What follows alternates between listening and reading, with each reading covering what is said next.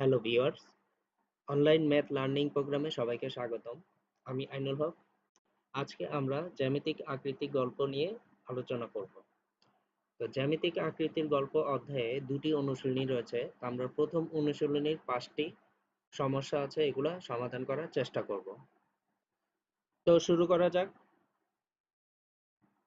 তো শুরুতেই 1 নম্বরে আমরা দেখতে পাচ্ছি এখানে একটা উদ্দীপক আছে। উদ্দীপকে একটি ছেলে এবং একটি মেয়ে একটি বাগান নিয়ে কথা বলছে। তো ছেলেটি বলছে বাগানটির ঠিক মাঝ বরাবর আড়াআড়ি ভাবে 1 মিটার চওড়া রাস্তা আছে। বাগানটির পরিসীমা কত হবে? এদিকে মেয়েটি বলছে যে চলো রাস্তা দুটো মোট ক্ষেত্রফল নির্ণয় করি। তো আমরা এই বাগানটা নিয়ে একটু আলোচনা করি। বাগানে আমরা দেখতে পাচ্ছি যে বাগানটির দৈর্ঘ্য হচ্ছে 40 মিটার আর প্রস্থ হচ্ছে 30 মিটার। আবার বাগানের মাঝ বরাবর যে রাস্তাটা দৈর্ঘ্য বরাবর আছে, বাগানের দৈর্ঘ্য বরাবর যে রাস্তাটা আছে ওই রাস্তাটার দৈর্ঘ্য হচ্ছে 40 মিটার। আবার বাগানের প্রস্থ বরাবর যে রাস্তাটা আছে সেই রাস্তাটার দৈর্ঘ্য হচ্ছে 30 মিটার। একইভাবে উভয় রাস্তারই চওড়া বা উভয় রাস্তারই প্রস্থ হচ্ছে 1 মিটার। আবার রাস্তা দুটি দেখা যাচ্ছে একটি আরেকটিকে ছেদ করেছে, ফলে দুইটি রাস্তায় সংযোগ স্থল একটা এরিয়া তৈরি হয়েছে। এই সংযোগ স্থলের এরিয়াটা খুব গুরুত্বপূর্ণ। তো পরবর্তীতে আমরা যখন 1 নম্বর প্রশ্নটি সমাধান করব তখন এই অংশটা নিয়ে একটি প্রশ্ন আছে যেটা আমাদেরকে নির্ণয় করতে হবে। তাহলে আমরা সমাধানটা এভাবে শুরু করছি। এখানে বাগানের দৈর্ঘ্য 40 মিটার এবং প্রস্থ হচ্ছে 30 মিটার। তাহলে বাগানের পরিসীমা হবে, আমরা জানি পরিসীমার সূত্র হচ্ছে দৈর্ঘ্য ও প্রস্থের যোগফলকে 2 দিয়ে গুণ করা। কারণ বাগানের পরিসীমা হচ্ছে তার চারপাশের যে বর্ডারটা সেটার পরিমাণ। তাহলে বাগানের চারপাশের বর্ডারের মধ্যে 2টা দৈর্ঘ্য আছে আর 2টা প্রস্থ আছে। তো সেই ক্ষেত্রে দৈর্ঘ্য ও প্রস্থের যোগফলকে আমরা 2 দিয়ে গুণ করলেই পরিসীমা পেয়ে যাব। তাহলে 2 ইন্টু 40, 2 গুণন 40 এবং 30। তাহলে আমরা ক্যালকুলেট করে পাচ্ছি বাগানের পরিসীমা হচ্ছে 140 মিটার। তাহলে আমরা বাগানের পরিসীমা পেয়ে গেলাম। এবার আমরা আহ, পরবর্তী কোশ্চেনে যাব।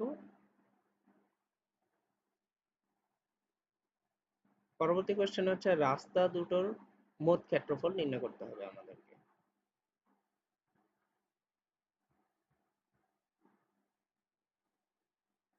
ওকে, তাহলে আমরা এখানে দেখতে পাচ্ছি যে রাস্তা দুটির ক্ষেত্রফল আমরা নির্ণয় করতে গেলে দেখো যে বাগানের দৈর্ঘ্য বরাবর রাস্তার দৈর্ঘ্য হচ্ছে 40 মিটার।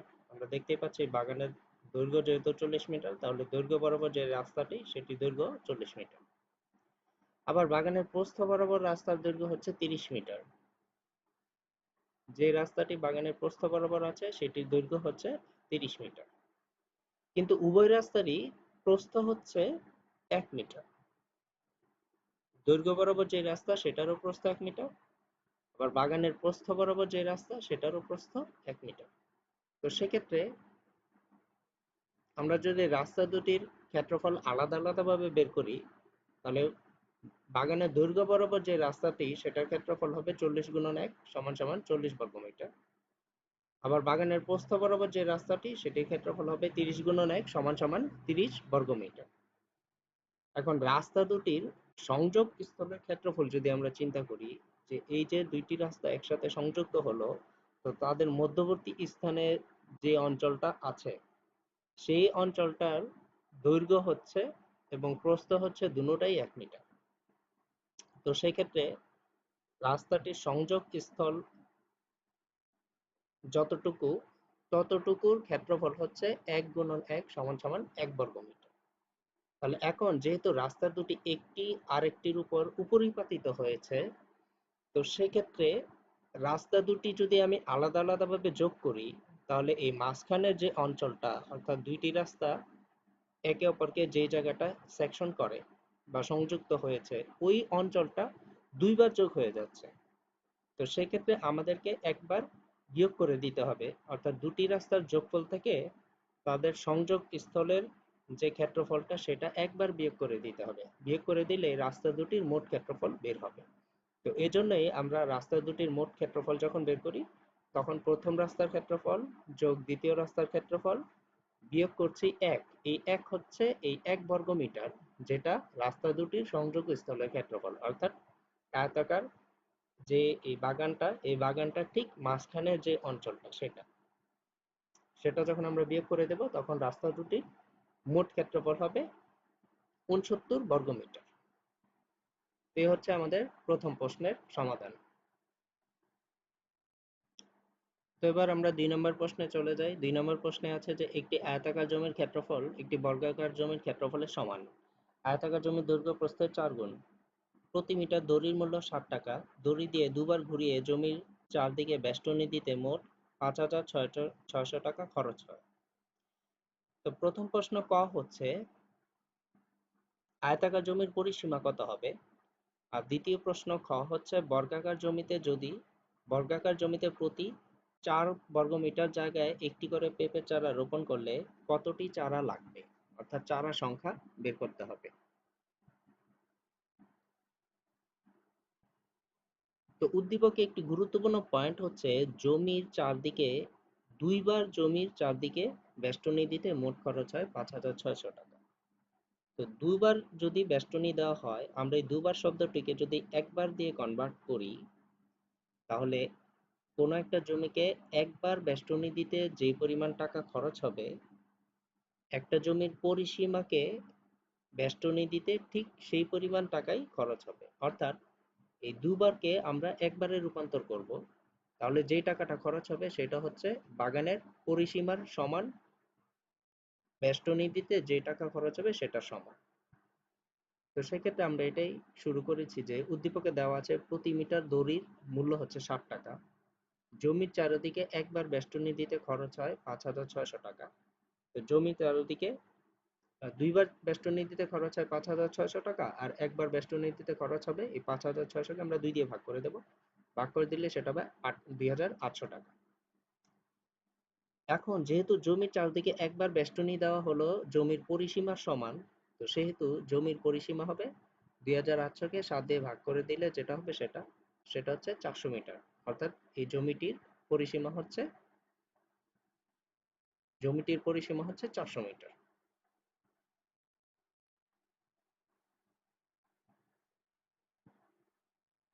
তারপর আমরা চলে যাব খ নাম্বারে। খ নাম্বারে আমাদেরকে বলা হয়েছে যদি প্রতি ৪ বর্গ মিটার জায়গায় একটি করে পেঁপের চারা রোপণ করা হয়, তাহলে মোট কতটি পেঁপের চারা লাগবে? তো সেক্ষেত্রে আমাদেরকে যে কাজটা করতে হবে সেটা হচ্ছে বর্গাকার জমির ক্ষেত্রফল বের করতে হবে। আর বর্গাকার জমির ক্ষেত্রফল যেহেতু আয়তাকার জমির ক্ষেত্রফলের সমান, তো সেক্ষেত্রে আয়তাকার জমির ক্ষেত্রফল বের করতে হবে। তা এখন দেওয়া আছে আয়তাকার জমির ক্ষেত্রফল একটি বর্গাকার জমির ক্ষেত্রফলের সমান এবং আয়তাকার জমির দৈর্ঘ্য প্রস্থের ৪ গুণ। অর্থাৎ জমির প্রস্থ যদি ক মিটার হয় তাহলে দৈর্ঘ্য হবে ৪ ক মিটার। তো এটাকেই আমরা পরিসীমা সূত্রে অ্যাপ্লাই করেছি যে শর্ত মতে ২ গুণন ৪ ক যোগ ক সমান সমান ৪০০। তো সেই ক্ষেত্রে আমরা এই সমীকরণটা সমাধান করলে কর মান পাচ্ছি ৪০। এখন আয়তাকার জমির প্রস্থ হচ্ছে ৪০ মিটার, যেহেতু আমরা ধরেছি প্রস্থ ছিল ক, এবং দৈর্ঘ্য হবে প্রস্থের ৪ গুণ, তাই ৪ দিয়ে প্রস্থকে গুণ করে ১৬০ মিটার পেয়ে গেল। এখন আয়তাকার জমির প্রস্থ এবং দৈর্ঘ্যকে যদি গুণ করি তাহলে আয়তাকার জমির ক্ষেত্রফল পাবো। আর আয়তাকার জমির যে ক্ষেত্রফল পাবো সেটাই হচ্ছে বর্গাকার জমির ক্ষেত্রফল, কারণ বর্গাকার জমির ক্ষেত্রফল এবং আয়তাকার জমির ক্ষেত্রফল সমান, সেটা উদ্দীপকে দেওয়া আছে। এখন যেহেতু ৪ বর্গ মিটার জায়গায় একটি করে পেঁপের চারা রোপণ করতে হয়, তাহলে এই ৪ দিয়ে যদি বর্গাকার ক্ষেত্রের ক্ষেত্রফলকে ভাগ করে দিই, তাহলে মোট কতগুলো পেঁপের চারা রোপণ করা যাবে সেটা বের হয়ে যাবে। অর্থাৎ পুরো বর্গাকার জমিতে মোট কতগুলো পেঁপের চারা রোপণ করা যাবে সেটা বের হবে। তো সেক্ষেত্রে ৬,৪০০কে ৪ দিয়ে ভাগ করে দিলেই যেটা পাওয়া যায়, অর্থাৎ ১,৬০০, সেটাই হচ্ছে পেঁপের চারার সংখ্যা। এভাবে আমরা ক ক সমাধান করে ফেললাম।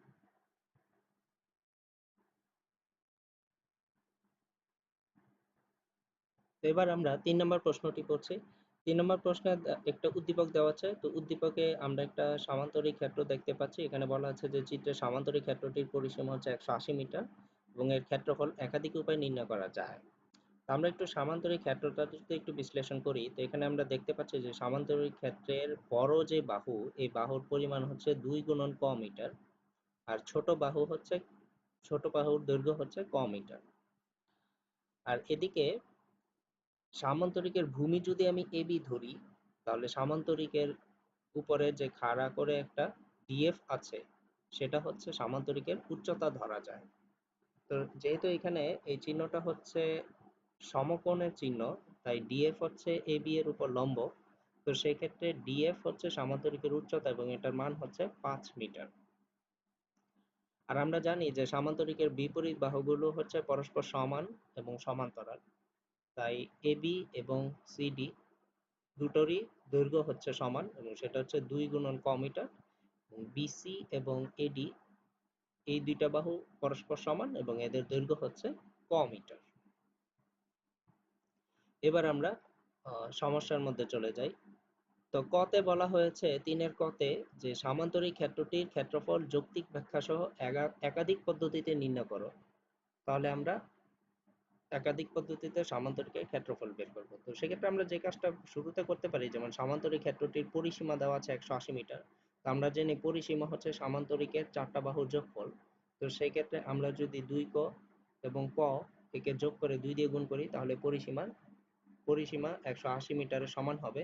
ফলে আমরা কর মান বের করে ফেলতে পারবো।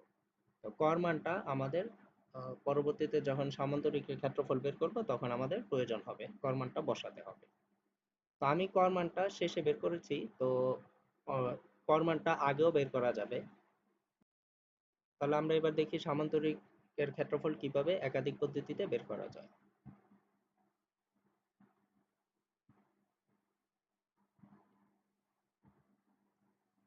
আচ্ছা, তো প্রথম পদ্ধতি হচ্ছে সামান্তরিকের ক্ষেত্রফল নির্ণয়ের সূত্র প্রয়োগ করে। তো সামান্তরিকের ক্ষেত্রফল আমরা জানি সামান্তরিকের ভূমি এবং উচ্চতার গুণফল।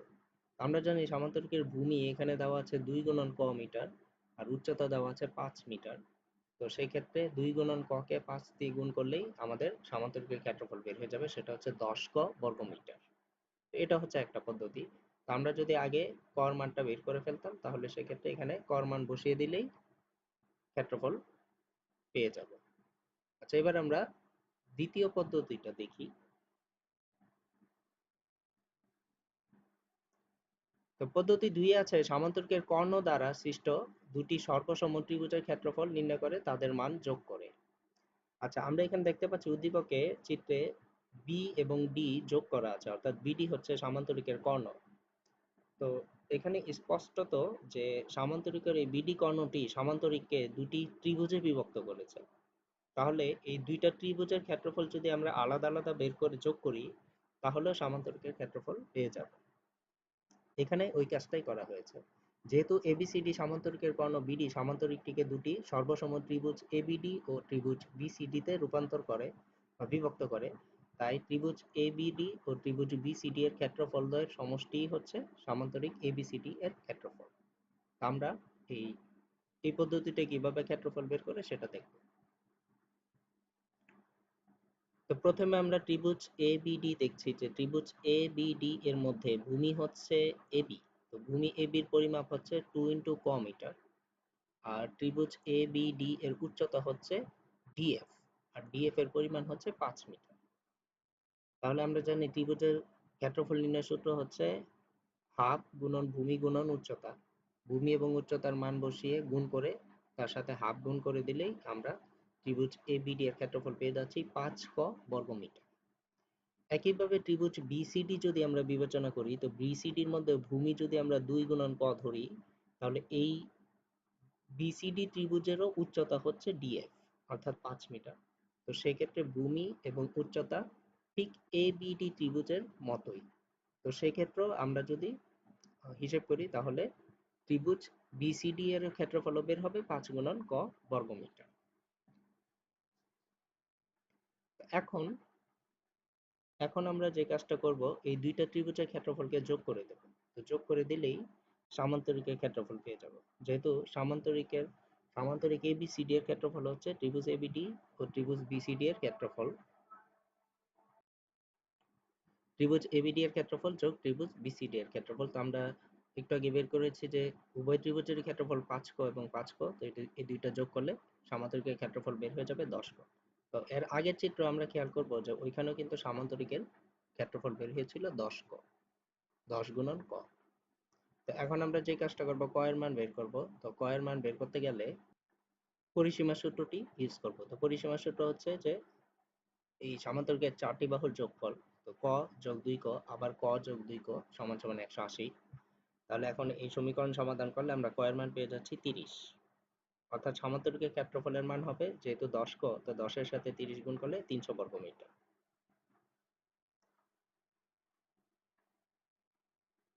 তো সেই ক্ষেত্রে আমরা ইচ্ছা করলে ক এর মানটা আগেও নির্ণয় করে ফেলতে পারতাম। তো সেই ক্ষেত্রে প্রত্যেকবারই এই 10 কর জায়গায় 300 বর্গমিটার বের হতো।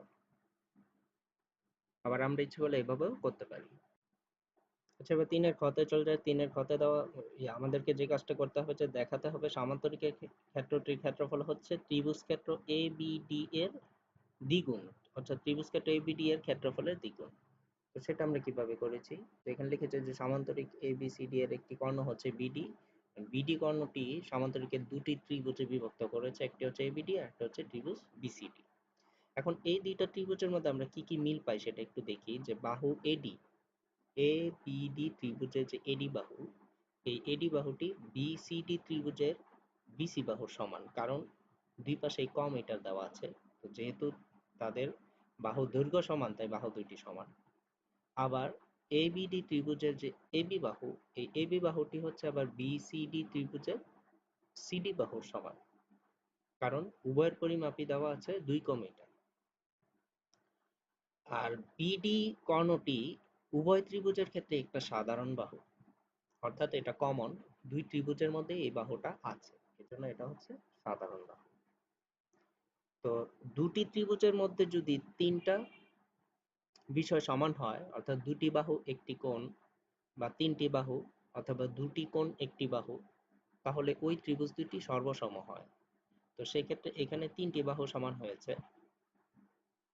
তো সেই ক্ষেত্রে ত্রিভুজ ABD এবং ত্রিভুজ BCD দুইটা ত্রিভুজই সর্বসম। সর্বসম মানে হচ্ছে একটি ত্রিভুজ, এই ত্রিভুজ এবং এই ত্রিভুজ, এই দুইটি ত্রিভুজেরই সাইজ এবং শেপ, অর্থাৎ আকার আকৃতি দুটোটাই সমান হবে। অর্থাৎ একটি ত্রিভুজকে আরেকটি ত্রিভুজের উপরে উপরিপাতিত করা যাবে, অর্থাৎ একটাকে আরেকটার উপর ঠিক সমান মাপে বসানো যাবে। ফলে দুইটা ত্রিভুজেরই তিনটি কোণ এবং তিনটি বাহু একটি আরেকটির উপরে ঠিকঠাক মতো বসে যাবে। যদি আমরা একটা ত্রিভুজকে আরেকটা ত্রিভুজের উপর উপরিপাতিত করি, অর্থাৎ দুইটি ত্রিভুজ সর্বসম তখনই হবে বা সর্বসম হলে একটি ত্রিভুজকে যখন আরেকটি ত্রিভুজের উপর বসাতে যাব তখন উভয় ত্রিভুজেরই তিনটি বাহু এবং তিনটি কোণ বরাবর মিলে যাবে। এখন আমরা পরবর্তী অংশে দেখি কি কি আছে। তো এখানে দেখানো হয়েছে যে সামান্তরিক ABCD, এই সামান্তরিক ABCD হচ্ছে এই ত্রিভুজ দুইটা ক্ষেত্রফলের সমান। যেহেতু এই সামান্তরিক মানে হচ্ছে এই দুইটা বিভক্ত ত্রিভুজের সমষ্টি। তো সেই ক্ষেত্রে দুইটা বিভক্ত ত্রিভুজের সমষ্টি সমান সমান হচ্ছে সামান্তরিক ABCD। তো এখন আমরা এখানে যে কাজটা করেছি, ত্রিভুজ BCD এর বদলে ত্রিভুজ ABD লিখেছি, কারণ আমরা একটু আগে দেখেছি যে ত্রিভুজ ABD এবং ত্রিভুজ BCD পরস্পর সমান। সর্বসম হওয়া আর পরস্পর সমান হওয়া একই কথা। তো যেহেতু দুইটা ত্রিভুজ ABD আছে ডান পাশে, তো এই দুইটা যোগ করলে টু ত্রিভুজ ABD, অর্থাৎ সামান্তরিক ABCD এর ক্ষেত্রফল সমান হচ্ছে ত্রিভুজ ABD এর দ্বিগুণ।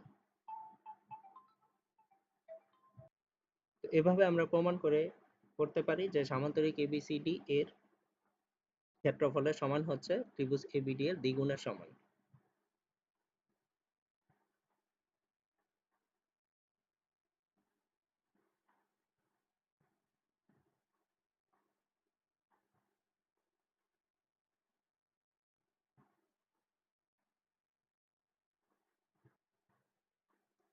এবার আমরা ৪ নাম্বার দেখি। ৪ নাম্বারে বলেছে একটি ঘরের মেঝে ২৬ মিটার লম্বা এবং ২০ মিটার চওড়া। ৪ মিটার লম্বা এবং ২.৫ মিটার চওড়া কয়টি মাদুর দিয়ে মেঝেটি সম্পূর্ণ ঢাকা যাবে? প্রতিটি মাদুরের দাম ৳৪৫ হলে মোট খরচ কত হবে? তো সেক্ষেত্রে আমরা যে কাজটা করব সেটা হচ্ছে এই ২৬ এবং ২০ কে গুণ করে ঘরের মেঝের ক্ষেত্রফল বের করব। আর এই ৪ আর ২.৫ কে গুণ করে একটি মাদুরের ক্ষেত্রফল বের করব। ঘরের মেঝের ক্ষেত্রফলকে একটি মাদুরের ক্ষেত্রফল দিয়ে ভাগ করলে কয়টি মাদুর পাওয়া যাবে সেটা বের হবে, অর্থাৎ মাদুরের সংখ্যা পাওয়া যাবে। আর একটি সবগুলো মাদুরের সংখ্যাকে একটি মাদুরের দাম দিয়ে গুণ করলেই সবগুলো মাদুরের দাম বের হয়ে যাবে, অর্থাৎ মোট খরচ বের হয়ে যাবে। তো ৪ নাম্বারটা আমরা এভাবে সমাধান শুরু করেছি। একটি ঘরের মেঝে ২৬ মিটার লম্বা, ২০ মিটার চওড়া, অর্থাৎ ঘরের মেঝে দৈর্ঘ্য হচ্ছে ২৬ মিটার, প্রস্থ হচ্ছে ২০ মিটার। তো মেঝের ক্ষেত্রফল হচ্ছে দৈর্ঘ্য গুণন প্রস্থ সমান সমান ৫২০ বর্গমিটার। আবার একটি মাদুরের একটি মাদুর ৪ মিটার লম্বা এবং ২.৫ মিটার চওড়া। তো মাদুরের ক্ষেত্রফল হচ্ছে এই ৪ এবং ২.৫ এর গুণফল। সেটা বের হয়েছে ১০ বর্গমিটার। এবার ঘরের মেঝের ক্ষেত্রফলকে মাদুরের একটি মাদুরের ক্ষেত্রফল দিয়ে যদি ভাগ করে দিই তাহলে মাদুরের সংখ্যা পেয়ে গেলাম, সেটা হচ্ছে ৫২টি। এবার প্রতিটি মাদুরের দাম যেহেতু ৳৪৫, তাই ৫২ কে ৪৫ দিয়ে গুণ করলেই মোট কত খরচ হবে, অর্থাৎ সবগুলো মাদুরের দাম কত সেটা বের হয়ে যাবে। সেটা হচ্ছে ৳২৩৪০।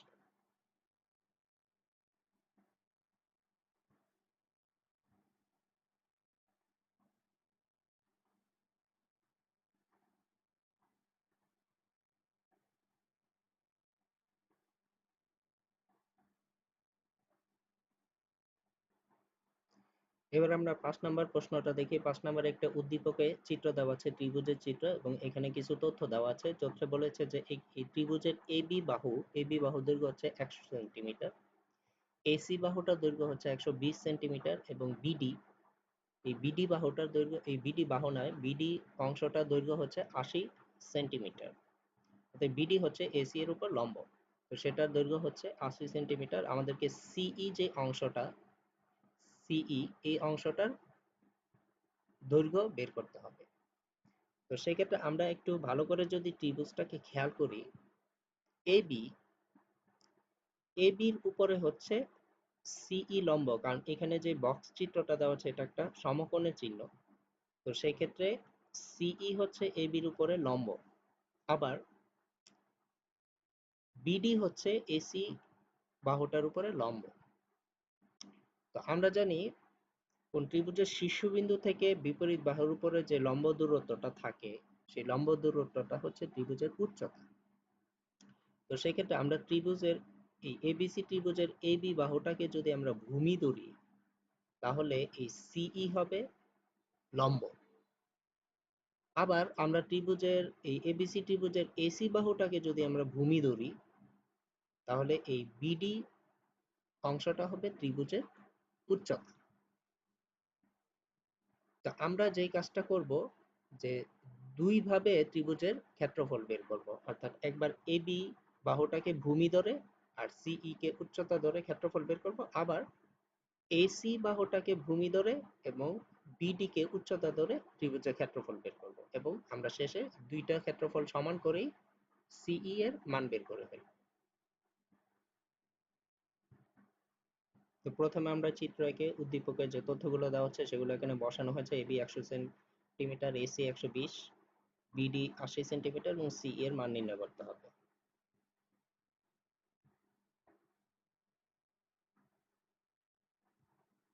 তো আমরা প্রথম লিখেছি ত্রিভুজ এবিসি এর ভূমি যদি এসি হয় এবং উচ্চতা যদি বিডি হয় তাহলে ত্রিভুজ এবিসি এর ক্ষেত্রফল হচ্ছে হাফ গুণন বিসি এসি গুণন বিডি, অর্থাৎ ভূমি গুণন উচ্চতা। তো সেই ক্ষেত্রে ক্যালকুলেশন করলে আমরা ত্রিভুজের এবিসি ত্রিভুজের ক্ষেত্রফল পাচ্ছি ৪৮০০ বর্গ সেন্টিমিটার। আবার ত্রিভুজ এবিসি এর ভূমি যদি এবি ধরি এবং উচ্চতা যদি সিই ধরি, তো সেক্ষেত্রে আমরা ত্রিভুজ এবিসি এর ক্ষেত্রফল পাবো হাফ গুণন এবি গুণন সিই, অর্থাৎ ৫০ গুণন সিই। তো যেহেতু দুটোই এবিসি ত্রিভুজের ক্ষেত্রফল, অর্থাৎ একই ত্রিভুজের ক্ষেত্রফল, তো সেই ক্ষেত্রে এই দুইটা পরিমাণ সমান হবে। তো সেই জন্য শর্ত মতে ৫০ সিই সমান সমান ৪৮০০। তো সিই সমান সমান 4,800 কে 50 দিয়ে ভাগ করলে আমরা পাই 96। তো সিই এর মান হচ্ছে 96 সেন্টিমিটার, অর্থাৎ সিই যে অংশটা এটার দৈর্ঘ্য হচ্ছে 96 সেন্টিমিটার। তো এটাই হচ্ছে আমাদের নির্ণয় সমাধান। তো আমরা আরেকটু দেখে নিই 5 নম্বরের সমাধান।